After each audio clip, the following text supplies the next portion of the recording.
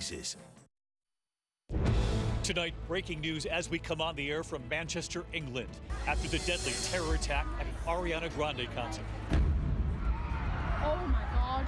Just moments ago, the British government raising the threat level to its highest point, now at critical. And tonight here we have new images from inside the explosion, 22 dead, many of them children, young people. The little girl who was just 8. Tonight, we're with the community, still searching for its children.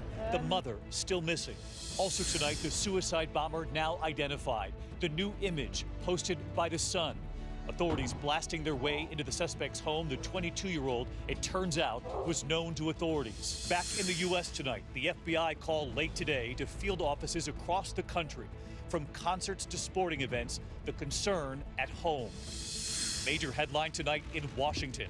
The former head of the CIA testifying before Congress, making it clear the Trump team had multiple contacts with the Russians and that it worried him. And the fiery crash back home, the fuel truck bursting into flames. This is a special edition of ABC World News Tonight with David Muir, reporting tonight from Manchester, England. Good evening, and as we come on the air tonight from England, Britain's Prime Minister has just raised the threat level here to critical. That is their highest level, warning an attack could be imminent. It comes just 24 hours after the deadly concert attack American pop star Ariana Grande had just performed. A suicide bomber targeting the most vulnerable, children, teens, young families. The blast sending screaming fans rushing to get out. Terrified parents, some still hoping to find their children. 22 people were killed, dozens more rushed to the hospital, many critically injured. Tonight we have new images here and where the bomb was detonated just after that concert ended. And the suspect tonight, authorities forcing their way into his home today. We begin with ABC's chief foreign correspondent, Terry Moran, here in Manchester tonight. They came out on a school night to see their idol. Thousands of teenage girls packing the arena. Pop diva Ariana Grande finishes her encore in a shower of pink balloons. At 10:33 p.m., the house lights come up, and then the sound of the bomb. Oh my God. What's going on? What just happened? What's going on? Panic. Oh my God! Confusion. Those pink balloons popping as the audience stampedes for the exits. Girls clamber over railings, dropping into the crowd, desperate to escape. Carol Taylor was there with a friend and their children. And there was just smoke and like embers falling down from the roof, and people were screaming, and we just ran. Bethany Keeling was right near the exit when the bomb went off. Saw like a flash, like an explosion flash. I grabbed my friend's hand and we just ran. But we looked and we could see the bodies on the floor. Victims were lying where they'd fallen. The ground was streaked with blood. The killer, today identified as 22-year-old British-born Salman Abedi. Police believe he detonated his suicide bomb here in an area connecting the massive arena to the nearby train station, which then descended into chaos. When the bomb went off, many parents were waiting outside to collect their kids after the show. For some of the youngsters, it was their first concert. Joe Gregory was sitting in his car waiting to pick up his girlfriend. He sees the flash, hears the bang, and then it hits him. No! As ambulances screeched to the scene and people tended to the wounded. Call an ambulance, quickly! Nick Hayward plunged into the fleeing crowd, searching for his daughter, Caitlin.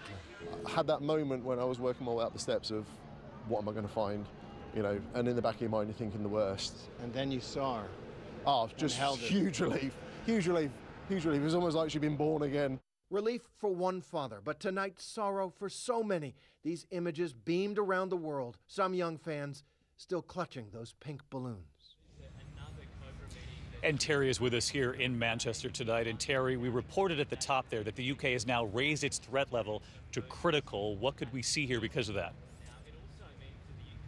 What that means, David, is up to 5,000 military troops will now be deployed at key sites and on the streets of Britain. This is a striking sight in a country where ordinary policemen don't even carry firearms. But those troops will free up police resources now to go on the hunt for more suspects. David?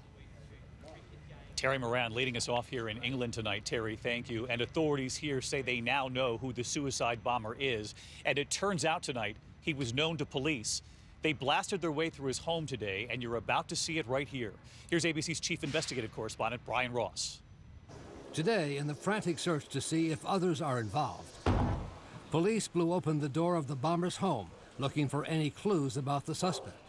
One officer was seen with a small book entitled Know Your Chemicals. Later, they took one man into custody nearby, identified by neighbors as the terrorist's older brother. The investigators need to focus on who else may be involved, where did this individual learn to build a device like this, to carry out an attack like this. The real question is there a cell that goes beyond this individual?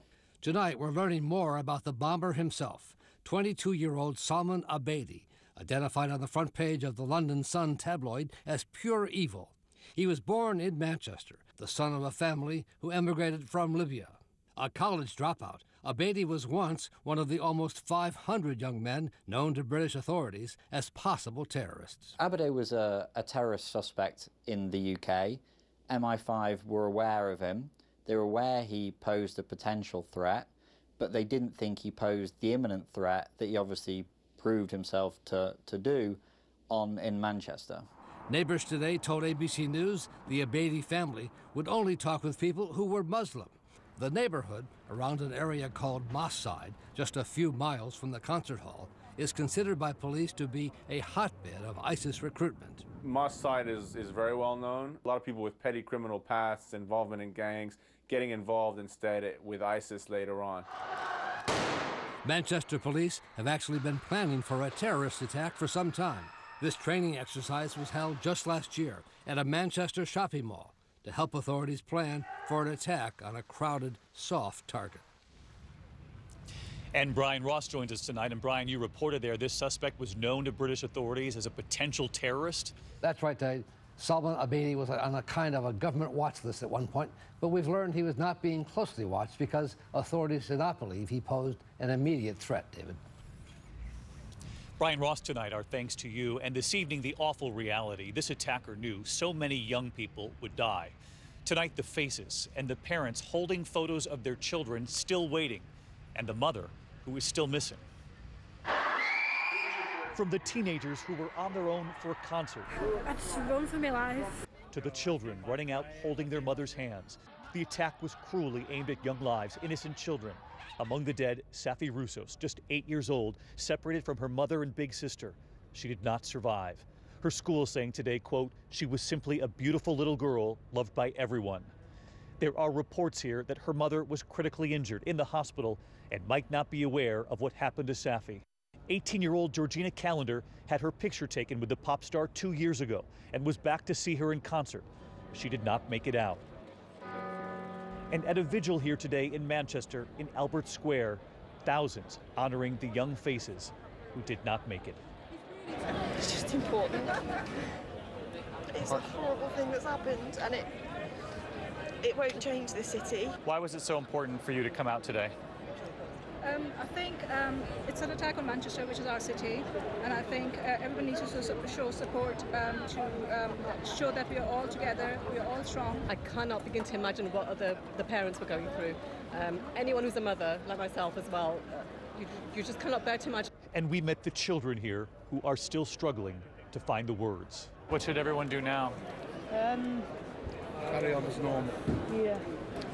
Yeah, carry on as we usually do, but just not hurt anyone. Which way? Come on. Tonight, more than a dozen are still missing. Family and friends still waiting, still searching. We're sharing pictures of missing people, people that need help. Looking in hotels, hospitals, a teenager's uncle searching for his 15-year-old niece, Olivia. You haven't seen this girl by any chance, have you? Excuse me, I'm just asking if you've seen this young girl. Olivia's mother, Charlotte, holding a picture of her daughter. If anybody has seen her, please contact the police.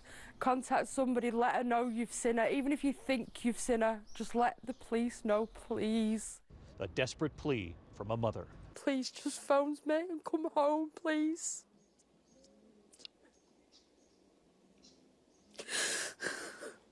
The hashtag Missing Manchester has been shared around the world. Chloe Rutherford and Liam Curry missing.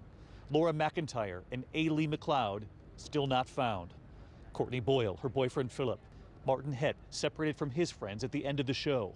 And this mother, Wendy Fowle, who hasn't been seen since the concert. But there are families tonight thankful, relieved, posting photos of the missing they've now discovered. This tweet, all of these people have been found, let's keep going.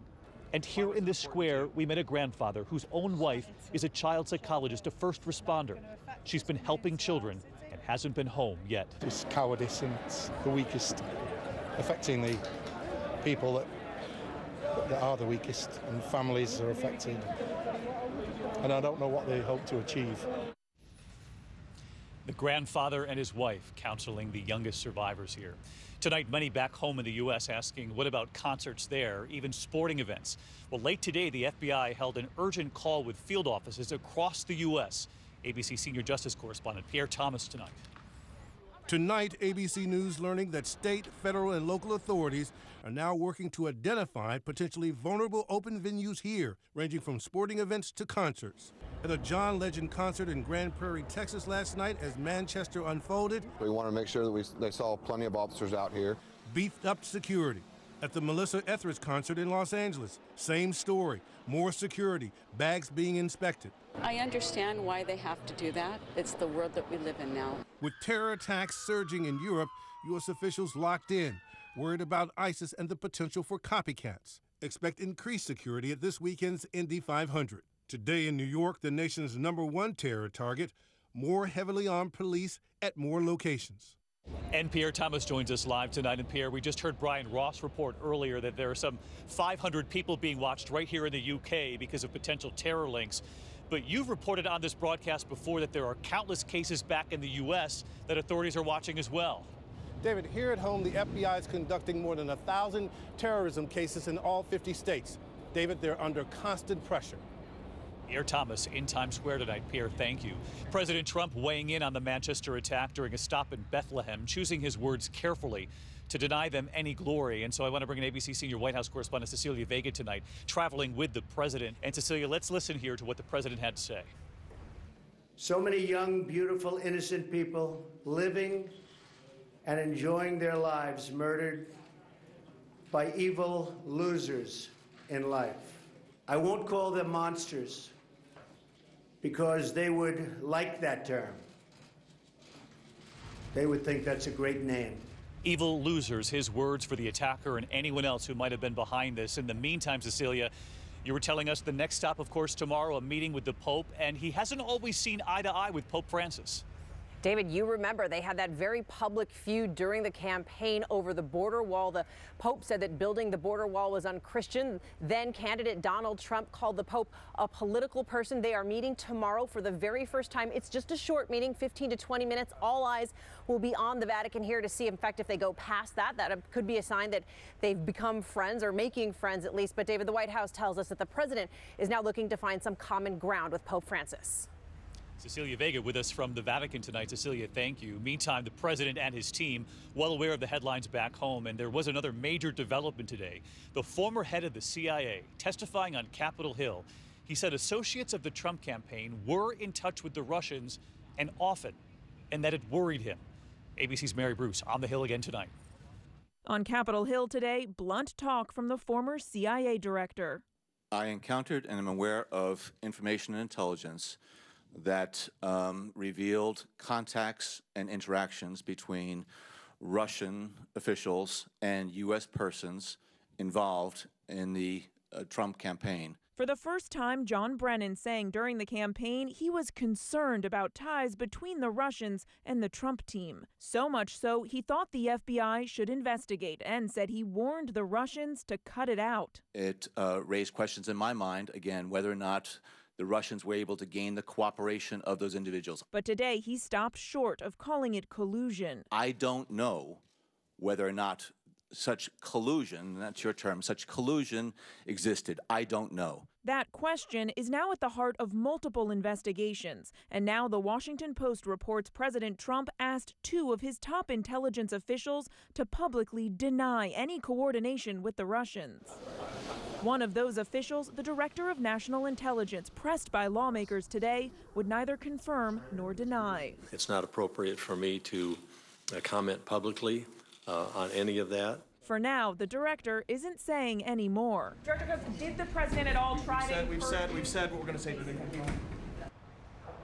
And Mary Bruce joins us live tonight from Capitol Hill. And Mary, you're getting word that the president is hiring a private attorney to deal with all this?